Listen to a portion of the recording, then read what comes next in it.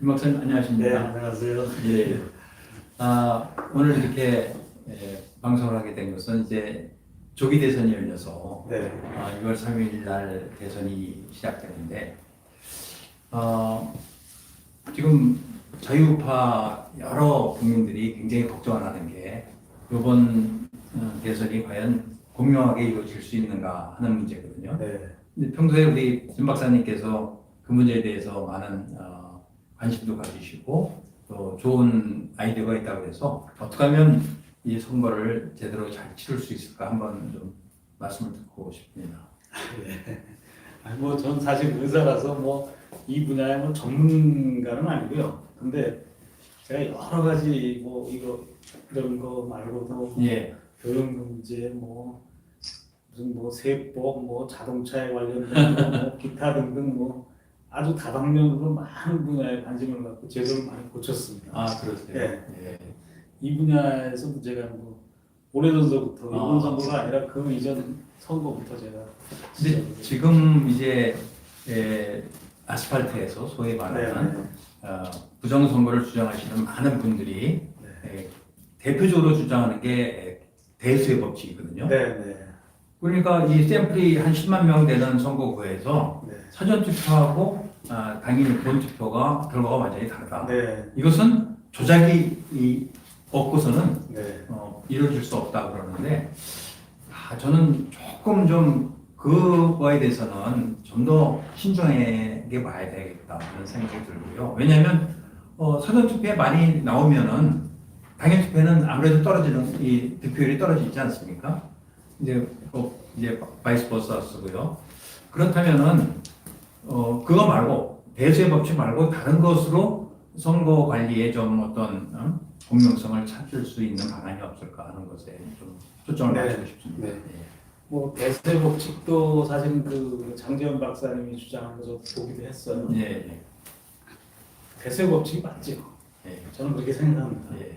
통계를 배운 사람이면 다 그렇게 생각하는데 만일에 대세 법칙이 그게 틀리다면 그러면은 여론조사할 필요가 없는 거죠. 근데 대수의 법칙은요, 네, 이게 랜덤 샘플이 돼야 되거든요. 네. 랜덤 샘플. 네, 랜덤이라는 것은 어떤 의지가 들어가지 않는 거잖아요. 네. 근데 사전 투표를 할 것이냐, 당일 투표를 할 것이냐는 의지가 들어가 있단 말입니다.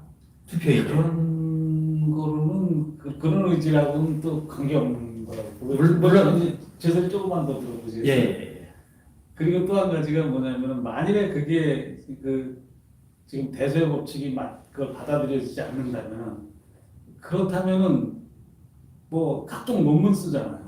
논문 쓸 때 전체 집단을 다 조사하는 게 아니라 표본을 추출해서 하잖아요. 그런 거 할 필요가 없는 거죠. 논문도 쓸 필요가 없는 거가 돼버리고 여론조사도 할 필요가 없는 거가 돼버리고 대세 법칙 큰 수가 결정하는 거가 이긴다는 그게 맞다라는 거거든요. 그게 전체적으로 더 정확해지는 거니까요. 그런데 이런 건 있습니다. 사전 투표가 미리 하잖아요. 4, 5일 전에. 네. 그러니까 이미 이거 끝난 상태에서 네. 당일 투표 당일이 되면 사전 투표한 사람들은 투표를 못 하니까 네. 당연히 사전 투표가 당일 투표에 영향을 미치죠. 저도 물론 부정선거를 강력히 의심하지만 잠깐만요.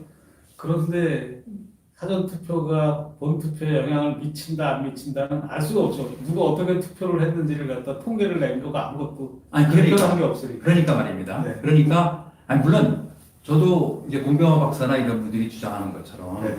사전 투표에다 가짜 투표를 집어넣었다. 네. 그럴 수도 있고 네. 또는 사전 투표에 야당 민주당을 지지하는 사람들이 많이 와서 투표를 하고 나면 네. 당일 투표에는 민주당 지지자들이 적어지니까 당연히 득표율이 바뀐다. 네. 그것도 맞는 얘기거든요. 네. 근데 정확한 조사는 안 해봤죠. 그렇죠. 예. 아무튼 하여간에 네. 사전 투표를 갖다가 한 거가 뒤엎는다. 뒤엎는 일은 계속 벌어지고 있으니까 그렇죠. 그걸 부정을 할 수는 없는 것 같아요. 그래서 오늘은 네. 그런 얘기는 빼고, 네. 예, 우리가 이제 다가온 이 6.3 대선에, 조기 대선에 정말 적용할 수 있고, 네. 우리 시민들한테 경각심을 주고, 네. 또 선관위나 또는 이제 각 정당에 네. 좀 올바른 선거가 될 수 있는 방법을 한번 예. 얘기를 나눴으면 좋겠습니다. 예. 그래서 저는 이런 일이 벌어지게 되면 관련 법을 보거나 아, 예. 또는 무슨 뭐 결산서를 보거나 저는 이렇게 해서 이런 접근을 해나가거든요. 예, 예, 그래서 이제 먼저 법을 제가 봤어요. 예. 예. 그랬더니 법을 보니까 이 법이 원래 공직선거 및 선거부정방지법이었더라고요. 맞습니다. 예. 예. 근데 그걸 갖다가 노무현 정부 때부터 이제 법을 바꿔서 선거부정 방지라는 걸 빼버렸어요. 그래서 공직선거법이 되거든요. 예, 예. 그리고 동시에 이 선거부정을 방지하고자 했던 몇 가지 제도들이 있는데 그런 제도들이 또 사라지고 없더라고요. 그래서 이 법 자체를 갖다 조금 이게 애시당초부터 좀 부정선거가 더 용이하게 그 이전보다 더 용이하게 바꾼 거 아니겠는가라는 그런 생각을 했어요. 법을 들여다보고 나서. 저도 거기에 동감합니다. 네, 예. 감사합니다. 그 대표적인 것 중에 하나가 뭐냐면 도장을 갖다가 여당, 야당의 이제 제1당, 제2당이 참여해서 같이 이렇게 투표용지에다 찍는 제도가 있더라고요. 아, 옛날에 그랬나? 예, 그래서 그걸 가인제도라고 하는데요. 예, 예. 더할 가짜에다가 도장이 있잖아요. 그래서 음. 도장을 첨부한다 그래서 가인제도라고 그랬는데 그 제도를 김대중 정부 들어서서 없애버렸어요. 그 전까지는 이제 예, 가인제도가 있었는데, 있었고. 네, 그 없애버리고 그다음에 거기 없애는 대신에 거기다 뭐를 했는가 하면 참관인 제도를 넣었어요. 그래서 김대중 정부 때는 참관인을 양당에서 여야당에서 이제 참관인을 갖다 둬서 그걸 하여 참관인을 하도록 강제 조항을 넣었었는데요. 그 이후에 노무현 정부 들어서서는 참관인을 두기는 두되 그걸 강제 조항이 아니라 여기 정확하게 보게 되면 참 입회할 수 있도록 하여야 한다예요. 입회할 수 있도록 그냥 입회하여야 한다 이렇게 하면 될 것 같고 그 이전에 그렇게 됐었거든요. 그거를 갖다가 할 수 있도록을 추가해 버린 거예요. 그러니까 근데 참관인은 지금도 있지 않습니까? 예, 있지만 뭐 참관인이 뭐 잘 보셔서 아시겠지만 역할을 제대로 못해서 지금 이런 문제가 벌어지는 거잖아요. 예. 아무튼 법은 이렇게 돼 있었고요. 그러고서 이제 또 나중에 최근에 이제 그 벌어진 거가 뭐냐면은 이제 이 코드 문제가 벌어진 거예요. 예.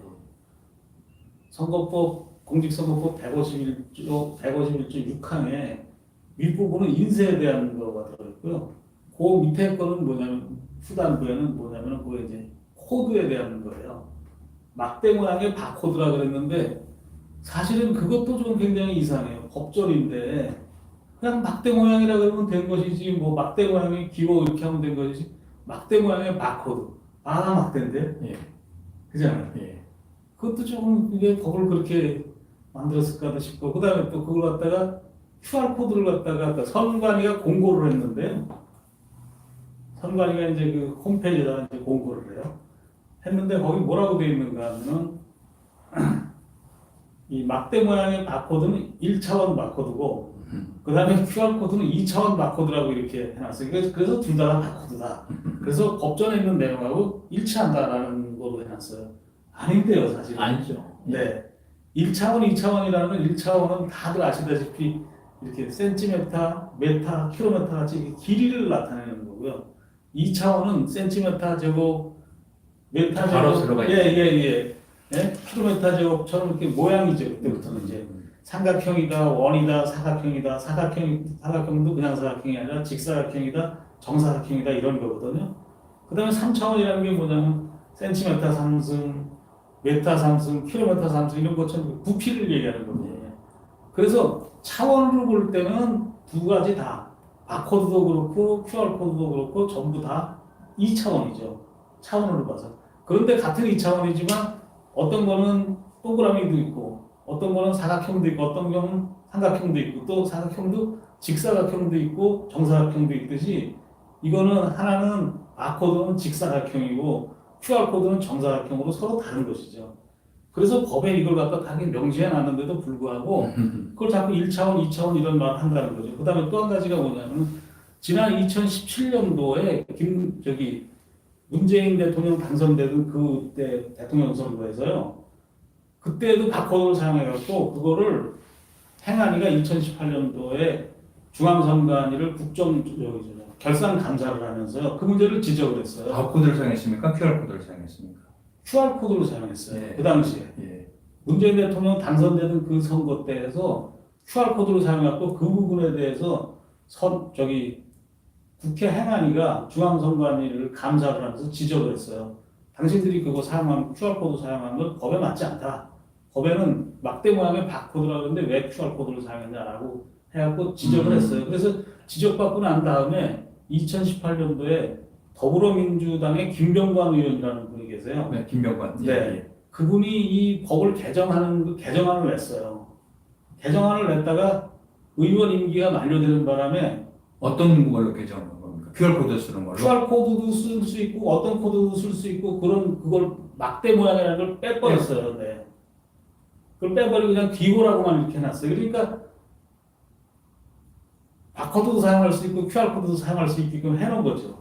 그런데 그게 법이 통과가 안 됐어요. 다행이네요. 네. 통과가 안 됐다가 이제 아까 이제 그게 예. 2021년 3월 26일 날 개정이 된 거예요. 개정이 되면서 1년 번호만 떠들어가고요. 그렇지만 여전히 바코드만 되고 QR코드는 안 되는 건데도 불구하고 지난 2020년 4월 15일 선거에서 거기 QR코드를 사용한 거죠. QR코드를 찍은 사전 투표에서 QR코드가 있다. 그러면 그 자체가 다 그냥 불법의 공문서 위조된 투표용지입니다. 투표용지 또는 투표지. 네. 그래서 그게 2024년 네. 작년 총선에서부터 이제 바코드로 바뀌었습니다. 네. 그거는 좀 발전된 사항인데, 자, 그거 외에 이제 실질적으로 어떤 조치를 취하면 선거가 공정하게 이루어질 수 있는가에 대해서 한번 말씀해 주시죠. 지난번 선거에서 보게 되면 그 전 거 말씀을 드릴게요. 아까 같이 그 151조 6항이 예. 그러니까 선거명, 선거구명, 관할선거관리위원회는 여기 세 가지만 집어넣도록 되어 있거든요. 예, 예. 바코드에. 그런데 그걸 QR코드를 사용했다는 거 한 가지고 그 다음에 거기에 일련 번호를 집어넣었어요.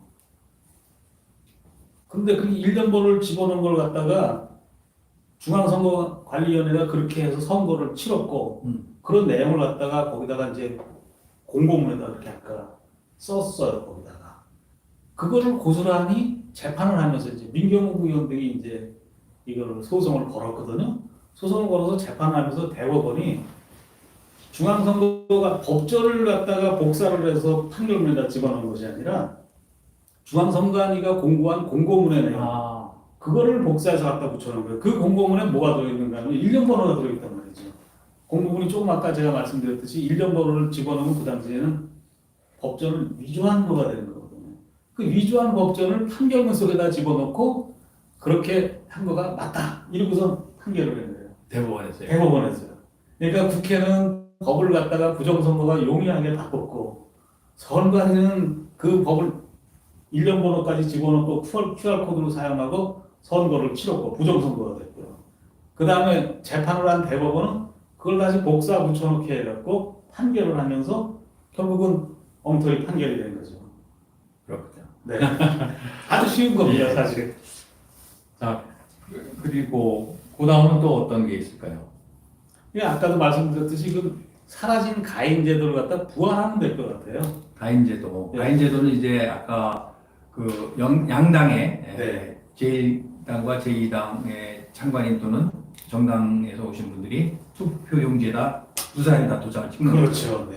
근데 그게 이제 지금 사전투표가 도입되면서 네.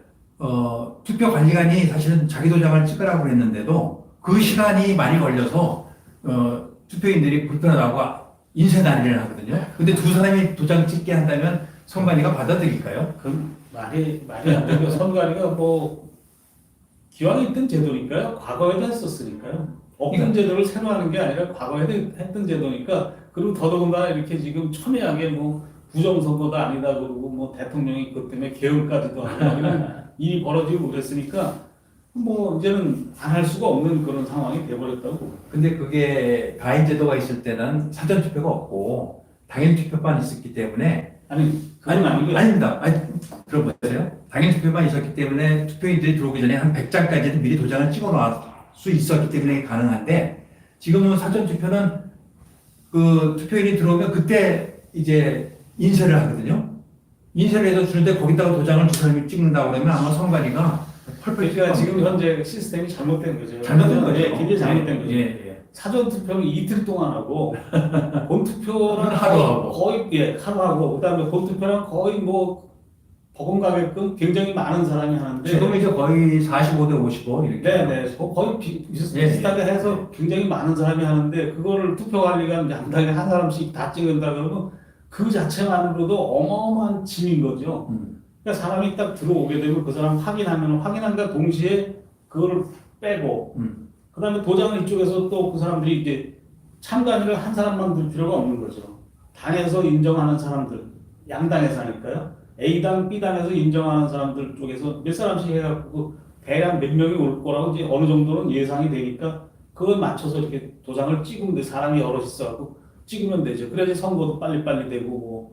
근데 그 도장 찍는 것 때문에 그게 뭐 어려워서 이런 거는 그거는 큰 문제 안 될 것 같아요. 사실은 그 투표용지가 말입니다. 네. 투표용지가 이게 진본이다 하는 것을 입증하는 것이 그 도장이거든요. 나머지는 다 선관위가 만드는 거 아닙니까? 그런데요. 예. 지금 현재 무슨 제도가 있는가 하면요. 그 인쇄소를 갖다가 미리 공고하도록 돼 있어요. 인쇄소 공고하도록 돼 있는데 제가 지난번에 보니까 공고를 안 해서 왜 공고 안 하냐. 그랬더니 뭐 답변을 제대로 안 하고 그냥 끝났어요. 인쇄소를 공고를 안 해. 인쇄소 공고하는 게 법에 있는 있죠. 내용이니까요. 굉장히 중요해요, 그게요. 어디서 했는지가. 그건 이제 당일 투표고 지금 사전 투표를 말씀하는 거니까 사전 투표는 사전 인쇄를 안 투표는 하고 인쇄는 안 하죠. 프린트를 하니까. 프린트는 안 하죠. 예. 그건 그렇고요. 어찌됐든 간에 그것도 마찬가지로 사전 투표도 어디서 인쇄했다라는 거. 아니 인쇄가 안 한다니까. 아니요. 프린트가 돼서 나오니까. 제가 프린트를 말하는 거예요. 아니 그러니까 현장에서 나오니까 인쇄소하고 상관이 아니요. 없죠. 인쇄소가 아니라 네. 인쇄소가 아니라 그 부분을 갖다가 프린트 하잖아요. 네. 프린트하는 걸 갖다가 어디서 프린트했다라는 게 지금 그냥 그렇죠. 도장이죠. 그 도장만 찍으면. 찍잖아요. 그게 아니라 그 어느 선거구에서 했다라는 거가 그 같이 좀 그게 돼 있어야지. 그게 없이 하니까 바깥에서 인쇄해갖고 여기서 인쇄한 것 같이 하고서 지금 온다는 거 아니에요. 막 무슨 뭐 다 붙어서 왔다. 예? 인쇄한 것처럼 프린트가 아니라 인쇄한 것처럼 돼 있다라는 거잖아요.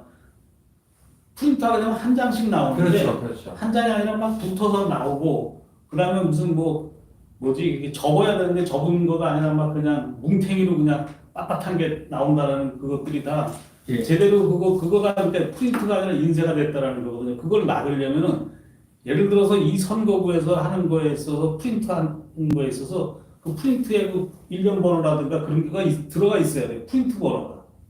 좋은 말씀이신데 그래서 사전 투표 용지가 딴 데서 만들어지지 못하게 하는 것이 바로 사전 투표 관리관의 도장이거든요. 근데 도장을 인쇄관리를 하니까 그러게요. 아무 데서나 만들고 선관위가 마음 먹거나 또는 해킹해서 만들 수가 있다는 거죠. 네. 그걸 방지하는 것이 사전투표관리관이 자기 도장을 그날 갖고 와서 인감대장에 등록을 하고 그걸 찍어주면 그리고 끝나고는 자기가 가져가면 가짜투표지가 안 만들어지죠. 근데 그것을 안 된다고 하는 선관위가 저는 굉장히 의심스럽거든요. 그러게요.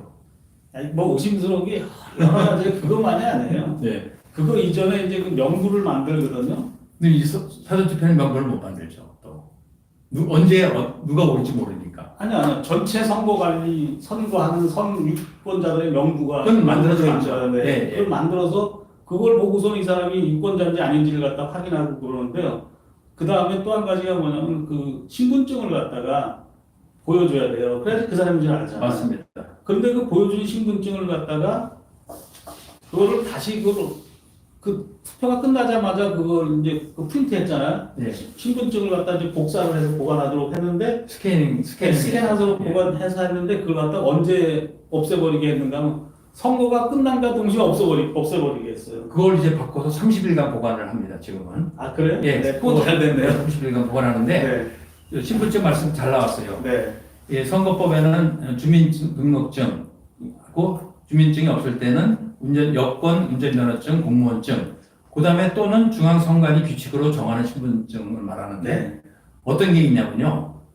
국가보건등록증, 장애인 등록증, 외국인 등록증, 자격증, 그 밖에 신분을 확인할 수 있는 증명서. 아무거나 사진만 붙어 있으면 된다는 건데 이건 굉장히 위험한 겁니다. 딱 세 가지만 해야 돼요. 주민증, 운전면허증, 여권. 여권. 네. 왜냐면 은행에서 그것만 허용하거든요. 네. 이거는 돈보다 더 중요한 건데 네. 아무 자격증이나 그럼 가짜 얼마든지 만들 수 있다는 거죠. 중국인도 얼마든지 투표할 수 있고. 하여간에 그런 예. 문제가 지금 벌어지고 있더라고요. 그래서 그 신분증을 갖다가 그걸 아주 정확한 네, 지적이십니다. 예. 예. 그리고 또 어떤 게 있을까요? 뭐 제가 볼 때는 저는 뭐 이걸 이쪽에 사실은 이것만 한 게 아니라 또 여러 가지를 저는 뭐 주로 이제 그 5대 보험과 전기 가스에 대해서 제가 많이 했기 때문에 그쪽은 뭐 세세하게 제가 알고 있죠. 그런데 예. 그런데 이 분야는 뭐 그냥 핵심적인 것만. 예. 제가 볼 때는 이게 부정선거가 아니다의 핵심은 뭐냐면 법전을 위조했는지 아닌지가 핵심이에요. 법전을 위조했으니까 더 이상 뭐 볼 것도 없는 거죠. 지난번에 보게 되면 무슨 뭐 선관위 서버를 갖다가 그걸 급습을 하고 뭐 그렇게 계엄군 급습하고 그랬잖아요. 그렇게 할 필요도 사실 없었던 거죠. 뭐냐면 법전을 위조한 것만 그냥 법전이 위조돼 있다. 이것만 국민들한테 보여주면 끝나는데 아직까지도 그게 국민들한테 제시가 안. 저는 공개를 했는데도 불구하고 방송에 나오질 않으니까요. 얼마 전에 네. 전한길 씨하고 이영돈 PD가 네. 이제 국회에서 국회 네. 소통관에서 네. 언론 브리핑을 하면서 이번 대선에서 5가지만 좀 해달라고 그런 것이 있습니다. 네. 첫 번째가 제일 문제가 되는 것이 이제 사전 투표를 부풀려서 가짜 투표지를 넣는 거거든요. 네. 부풀리지 못하게 네. 투표하러 온 사람한테 대기표를 주듯이 왜 은행 가면 네, 누르면 맞습니다. 이제 번호표 나오지 않습니까? 네. 번호표를 하나씩 주고 나갈 때 누르면은 몇 명이 투표했다는 게 바로 나오기 때문에 네. 이제 거기다가 가짜 투표인 수를 추가하지 못한다는 거고요. 그래서 아까 그래서 거기에 그 투표 거기서 프린트 하잖아요. 네. 프린트하는 거에 프린트 번호를 그렇죠. 거기서 계속 오늘 몇 장 했는지 A 투표에서 예, 투표소에서 그러니까. 몇 장 했는지 그걸 그거 하면 얼마든지 할 수 네, 있어요. 네, 네. 그렇게 하는 방법 하나 하고 그다음에 가짜 투표지를 못 만들게 하는 것은 바로 이제 투표 관련 도장이니까 네. 도장을 인쇄하지 말고 네. 자기 거 갖고 와서 자기가 찍어라. 네. 현행법에도 날인을 한다고 돼 있지 인쇄한다고 돼 있죠. 당연하죠. 네. 그런데 이제 규칙에서 그거를 인쇄할 수 있도록 그건 말이 허용하는 안 것은 돼요. 법을 네. 규칙이 막 그렇죠. 어기는 네. 거예요. 네. 그다음에 윤 박사님 이거 아세요? 당일 투표는 그럼 어떻게 하느냐? 네. 그 도장을 투표관리관 자기 도장을 찍어야 되잖아요. 네. 사인으로 나와요. 그래서 사인. 네. 사자가 이제 개인적인 예, 예. 도장 아니에요. 근데 꼭 이름이 들어간 도장을 찍어야 되는데. 선관위가 만들어서 줍니다. 네. 그리고 끝나면 가져가요. 선관위가. 네. 그럼 선관위가 맘만 먹으면 얼마든지 투표지를 만들 수 있다는 거예요. 왜 그런 오해를 받죠? 저는 이해가 안 갑니다. 그뿐만이 아니라요. 무슨 투표소에 사전 투표 무슨 도장이에요. 네. 그건 사인이 아니죠. 당연히 네. 아니 자기 거 아니면 사인이 아니에요. 그렇죠. 관이네요, 관이. 네, 관입니다. 그러니까 네. 명백한 실제법 위반이다. 네, 네. 저는 그렇게 말씀드리고 네. 세 번째로 동의합니다. 이거 중요한데요. 사전 투표는 끝나고 나면 4박 또는 5박 동안 이제 보관하거든요. 네. 보관하는 동안에 가짜 투표지 갖다 넣으면 어떡합니까? 그러니까. CCTV로 다 한대요. 근데 CCTV 아시지만 영화 보면은 그거 순식간에 딱 정지 씌워놓고 얼마든지 하잖아요. 네. 그러니까 그 앞에다가 참관인을 넣어라. 아니 사전 투표는 본 투표는 하루 하는데 사전 투표는 이틀씩. 이들 앞에서 보관은 소홀히 하고 예, 그다음에 그 중간에 또 기간 인터벌이 굉장히 길고.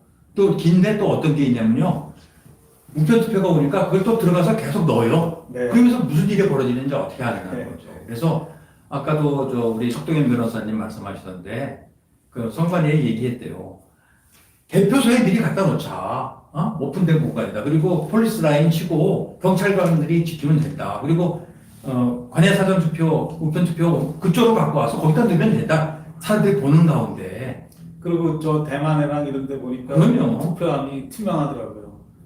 프랑스가 투명하고 네. 대만은 투명하지는 아, 그래요? 않아요. 그러니까 왜 저기서 예, 인터넷에 예, 보니까 예, 투명하더라고요. 근데 우리나라는 보면은 투표함 뭐 들어있는지 모르겠던 그렇게 있잖아요.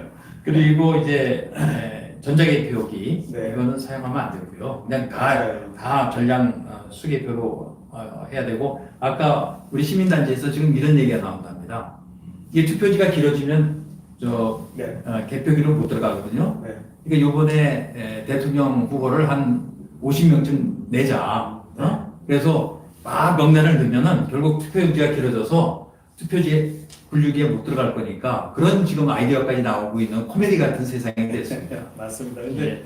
뭐 그게 길어지게 되면 시간 걸리니까 수개파하자 소리 나오겠죠. 그렇죠. 네. 네, 당연히 그렇고. 수개파하자는 거를 하려고 이제 그러니까. 아이디어가 나오고. 근데 입후보 하려면 3억씩 드는데 네. 50명이 입후보 하려면 350억, 150억이 드는데 그건 참 국가적인 낭비죠. 이렇게 국민들한테 불신받는 투표 제도는 반드시 고쳐져야 됩니다. 이거는 여야를 떠나고 상하를 떠나고 좌우를 떠나서 아예 대통령이 부정선거가 의심된다 그래갖고 개혁을 선포해서 중앙선관위를 금전을 파견했었는데 예. 그런데도 불구하고 그거를 손보지 않고 그런다는 건 그건 잘못된 거죠. 저는 무슨 헌재에서 판결은 나긴 했지만 예, 맞습니다. 저는 개인적으로는 이렇게 생각합니다. 뭐냐면은 대통령이 군대를 파견한 거, 계엄군을 파견한 거가 중앙선관위하고 국회입니다. 그리고 중앙선관위는 아까도 제가 말씀을 드렸지만 법전을 유지하고서 선거를 치렀거든요.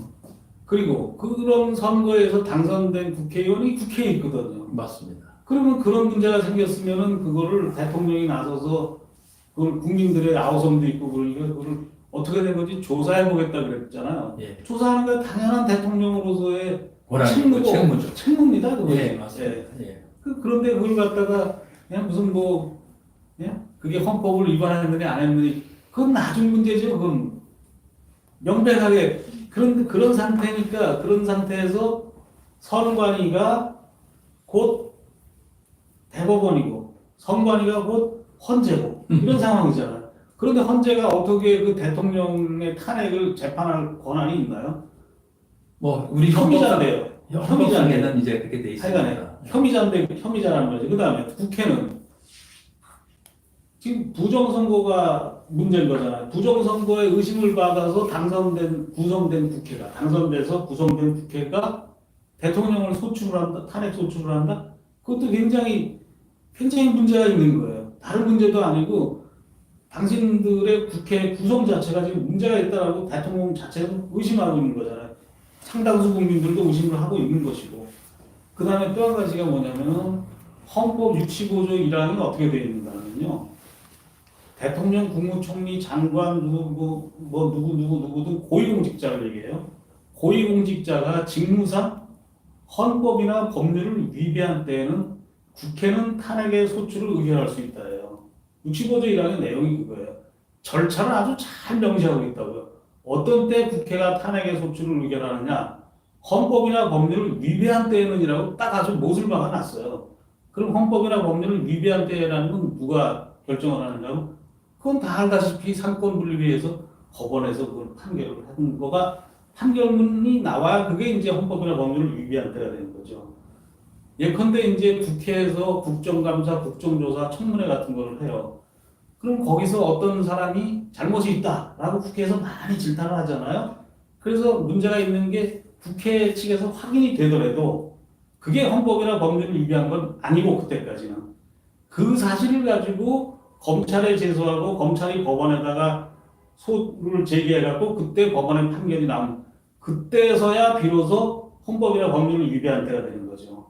그런데 이번에 탄핵 소추할 때 보니까 전혀 그런 절차를 지키고 있지 않고 그냥 국회가 결정하면은 그게 헌법이나 법률을 위배한 때가 되는 거예요. 그러다 보니까 다수당이 결정만 하면 그냥 발의가 되고 쉽게 그냥 탄핵 소추 의결이 되고 그러니까 무려 그냥 22번을 연속해서 그렇게 쭉 탄핵 소추를 하는 대한민국 헌정 사상 초유의 일이 벌어지기도 했지만 세계 역사에도 제가 찾아보니까 그렇게 이걸 탄핵을 갖다 남발하는 게 없더라고요. 미국을 보니까 미국도 그렇게 많지는 않아요. 탄핵을 한 거가. 그런데도 불구하고 우리나라는 이렇게 짧은 지금 윤석열 정부 들어서서의 탄핵이 그렇게 많은 거예요. 그러니까 그 절차를 지키고 있지 않기 때문에 65조 1항을 전혀 지키고 있지 않기 때문에 벌어진 문제라고 봐요. 그래서 이번에 헌재 판결에서는 어떻게 나오는가 하면은 찾아보니까 헌재는 65조 1항에 대한 그거를 조금 아까 말씀드렸던 헌법이나 법률을 위배한 때는이라는 거에 대한 판결한 게 없어요. 헌재가. 그걸 뭘로 했는가 하면은 헌법은 그걸 갖다가 하위법에다 위임을 했다고 그렇게 했어요. 그리고 하위법의 내용이 국회법이라는 거예요. 국회법 130조라는 거예요. 국회법 130조의 내용은 국회의장이 법사위에다가 조사를 의뢰할 수 있다. 이렇게 돼 있어. 할 수 있다기 때문에 하여야 한다가 아니고 할 수 있다고 되어 있기 때문에 해도 되고 안 해도 되는 거라서 국회법 130조를 위반한 건 아니다. 그렇기 때문에 헌법 65조 1항을 위반한 건 아니다. 이렇게 해놨어요. 전혀 아닌데. 아니, 왜냐면은 헌법재판소는 헌법을 갖고 윤석열 대통령이 헌법 몇 조 몇 항을 위반했는지를 갖고 해야 되는데 그게 아닌 거예요. 국회법 130조를 위반했다고 주장했지만 국회법 130조 위반한 게 아니다. 이렇게 했어요. 국회법 130조를 위반하든 안 하든 그거랑 무슨 관계 있어? 국회법 130조를 위반했다 그러면 그게 탄핵 소추의 대상인가?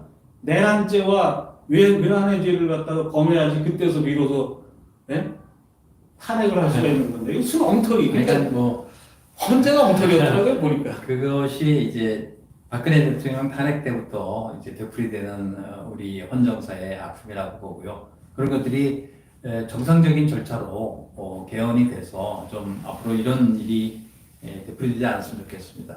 네. 그리고 이제 쭉 말씀하신 선상에서 공명선거를 위해서는 이거는 상부 대선에서 윤석열 대통령이 당선될 때 국민의힘에서 이제 제시한 사항인데 사전 투표부터 개표를 하는 것이 좋다. 예. 그거는 이거 선거법에 나와 있는 내용이기 네. 때문에 그 사전 투표부터 먼저 개표할 수 있다고 되어 있습니다. 네. 그러니까 이것은 선관위가 반드시 좀 해줬으면 좋겠다는 사항이고요. 자, 그래서 제가 말씀드린 것은 전한길 대표하고 이영경 PD가 국회에서 기자회견을 하면서 정리한 5가지 사항이다. 그 이번에 국회나 또는 선관위가 좀 적극적으로 수용을 했으면 좋겠다. 다시 한번 썸마리를 하면은 첫 번째는 사전투표 인원을 카운팅할 수 있는 제도를 만들어라. 그게 번호표를 나눠주는 것이건 또는 아까 윤 박사님 말씀하신 대로 일련 번호, 투표소별 일련 번호를 해서 확인을 하던. 그 다음에 도장 문제는 굉장히 중요한 거니까 투표관리관, 사전투표관리관이 자기 도장으로 찍고 자기가 보관하게 만들어야 된다. 그거를 선관위가 괜히 인쇄하거나 선관위가 보관하면 선관위가 의심받는 겁니다. 그렇죠. 네? 도장을 갖다가 남에게 준다는 건 말도 안 되죠. 자기 아파트, 자기 집, 인감을 남한테 줄 수 네, 있습니까? 네. 국가에 맡길 수 있습니까? 네. 그건 공사사회에서나 그렇게 네. 하는 거죠. 왜? 공사사회에서는 집을 나눠주니까 소유권이 없으니까. 네, 맞습니다. 우리는 자유민주주의 사회고 자본주의 사회인데 자기의 소중한 권리를 왜 남한테 줍니까? 그건 안 되는 거고. 네. 가장 문제가 되는 것은 그거라고 생각하고요. 세 번째는 선거 사전투표함을 보관하는 장소에 반드시 정당 창관이 있어야 된다. 근데 그 사전 투표 말이죠. 예. 그거 없애야 되는데 지금 뭐 남은 일정상 없앨 수는 없으니까 그렇죠. 그 가운데서도 최대한 공명성을 보장할 수 있는 방안을 지금 얘기하는 거고. 과거에는 부재자 투표였어요. 그럼요. 그 부재자 투표라는 걸 네, 없애버리고 사전 투표를 하는데 사전 투표가 그냥 아무나 가서 그럼요. 누군지가 그거는 말이 안 되는 얘기. 그럼 사전 투표가 그 무슨 사전 투표예요? 그렇게 하게 되면 선거일이 하루가 아니라 그냥 선거일이 3일이 되는 거죠. 맞습니다. 네. 왜 이런 걸 갖다가 지적을 안 하고 고치지 않고 그러면 난 그게 이해가 안 돼. 어떻게 그게 사전 투표야? 그리고 이제 전자개표기 사용 중단하고 네. 전량 수개표하고 사전투표함부터 개표하는 한 5가지 정도고요. 그 미국에서 트럼프 대통령이 2020년 대선에서 부정선거로 떨어진 거 아시죠? 지금 그랬어요. 부정선거. 그럼요. 네. 그 왜 그게 당연히 부정선거냐면요. 그 전까지 2020년 선거 전까지 미국에서 제일 득표를 많이 한 대통령이 오바마 대통령 네. 6,900만 표로 네. 당선이 됐었는데 바이든 후보가 몇 표든지 아십니까? 전혀 전 미국 선거에서 관심이 없어갖고. 거의 9천만 표를 얻었어요. 네, 많이 얻은. 트럼프 대통령이 8천만 표 이상을 얻어서 자기는 뭐 그러니까 트럼프 대통령은 그 전까지 역대 최고로 득표했기 때문에 당선되어야 되는데 선거운동도 캠페인도 안 한 바이든 대통령이 지금 9천만 표를 얻어가지고 그래서 이번에는 4년 동안 그걸 준비한 겁니다. 선거 제도를 다 관리를 했어요. 그래서 거기서 제일 문제가 되는 것은 신분증 검사를 안 하는 주가 많아요. 신분증 검사 안 하고 그냥 막 내 선거표를 주는 겁니다. 그래서 거기는 주마다 50개 주가 다 선거법이 달라요. 그래서 공화당이 장악하고 있는 의회와 주 정부를 장악하고 있는 것을 대상으로 선거 신분증 확인을 강화시켰어요. 그랬더니 이번에 성공을 한 거죠. 그 다음에 또 하나가 뭐가 있었냐면 저커버그가 자기 돈을 그 2020년 선거에서 어마어마하게 투입을 해서 뭐 메일박스 만들고 막 사전 거기도 이제 우편 투표 막 할 수 있게 그리고 투표를 막 사가지고 거기다 집어넣고 막 그래서 가짜 투표지가 어마어마하게 들어왔죠. 그래서 저커버그를 그 청문회에 불러서 공화당 의원들이 아주 청문을 잘했어요. 그러니까 저커버그가 다시는 이제 그런 투표에 개입 안 하겠다 콜을 했습니다. 그 대신 이제 일론 머스크가 오히려 트럼프 대통령을 도와줘가지고 이번에 이겼는데 지금 미국에서 그런 안보 관련 장관들이 다 2020년 부정선거 조사하기로 다 결론을 내리고 지금 추진하고 있습니다. 그게 아마 금년 내로 다 밝혀질 겁니다. 근데 이제 우리나라 선거 이 시스템에서 중요한 게 뭐냐면 예. 그 아까도 제가 말씀드렸지만 중앙선관위하고 대법원이 법전을 위주해서 지금 했다 그랬잖아요. 굉장히 큰 문제네요. 그 문제를 보도를 해야죠. 일단 보도를 해서 보도를 하고 그 다음에 지금 이번에도 선거에 잡음이 있을 수 있잖아요. 예. 잡음이 있을 때 그냥 지금처럼 중앙선관위 대법원에게 맡기면 부정선거 있다 그러겠어요? 만약에 부정선거가 있어갖고 만약에요. 부정선거를 어떤 사람들이 주장을 해서 소송을 걸었다. 그러면 부정선거 있다 그러겠어요? 부정선거 해서 들추면은 이런 거 또 나올 텐데. 네? 법전 위조하고 뭐 그랬던 거 얘기가 나올 테니까 자기들이 이미 죄를 과거에 저지른 거가 있으니까 자꾸 덮으려고 그러는 쪽이 되겠죠. 그러니까 감시자가 감시자로서의 역할을 못하는 상태에서 지금 이런 선거를 또 치르려고 하니까 그렇습니다. 그 부분을 미리 사전에 과거에 했던 그런 대법관 무슨 뭐 또 누구의 그 저기 선관위 관련자들을 이걸 먼저 좀 이번 선거에서는 그런 사람들을 개입을 못하게끔 딱 해놓고선 해야지. 그렇지 않으면 이거 무슨 소용이 있겠어요? 이거. 아니 윤 박사님께서 그러면 그 대법원 그 판결문이 있으니까 네. 그거하고 선거법하고 딱 해가지고 다시 일단 한번 보도만 하면 돼요. 보도만 하면은 아니, 보도를 안 해주니까 예. 법원 이제 법원으로 그 소송을 제기하시죠. 아니 뭐 이제 소송 제기해갖고 아니죠. 언제 하겠어요? 그래서 몇 년이 걸리더라도 그것을 언제 하겠어요? 더더군다나 그 다음에 대통령이 이걸 나서서 하니까 대통령 탄핵시키는 거예요.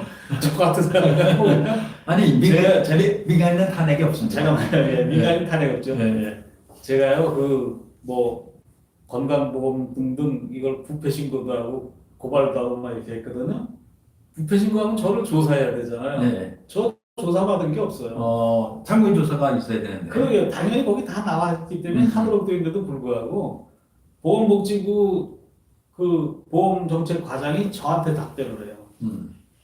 허위 답변을 그냥 죄송합니다 사과하는 것도 넣으면서도 허위 답변을 한단 말이죠. 기준 타령하면서 그렇지만 횡령은 없습니다. 그리고 허위 답변을 했어요. 선관위랑 똑같네요. 예, 부실은 있지만 똑같습니다. 부정은 없습니다. 이게 예 똑같아요. 지금 이게 선관위도 법전을 위조해 갖고선 선관위가 위조한 걸 갖다가 대법원이 그대로 복사 붙여놓게 했잖아요.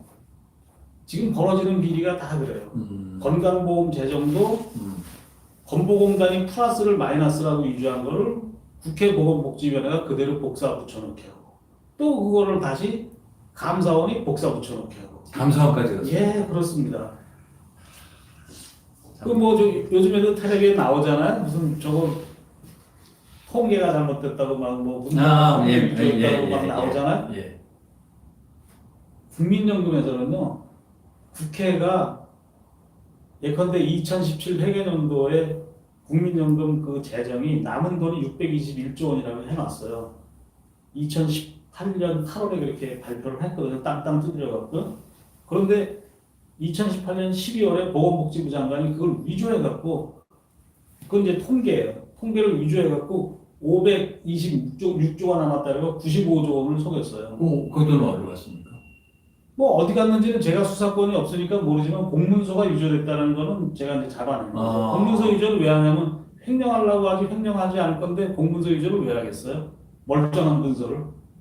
그러니까 그렇게 지금 벌어지는 거가 이렇게 문서 유조가 너무 횡행한다는 거죠. 아까 지금 우리가 이거 지금 한 것도 그러네요. 예 중앙선관위가 먼저 위조를 하고 그거를 대법원이 또 그대로 위조한 문서를 가지고 네, 재판을 하고 네, 재판을 하고. 이런 엉터리가 세상에 그러니까 그게 없는데요. 이제 대법원이 확인을 안 하는 거죠. 그 게으른 겁니다. 공무원들이 고위직 갈수록 굉장히 게을러요. 밑에서 해오는 것만 보지 자기가 서치를 하고 뭐 탐색하고 그러는 거를 전혀 안 합니다. 아, 그래도 이게 핵심이 이런 내용인데 그 대법원에는 사실은 저기 연구원들도 많거든요. 예. 그런데 그런 거 자기 소임을 다 안 하는 것이 제일 문제라고 보고요. 자, 오늘 너무 이제 시간이 오래됐으니까 네. 오늘 여기서 마치고 다음에 또 필요하면 또 네. 한번 같이 만나도록 예. 하겠습니다. 네. 예, 감사합니다. 예. 예.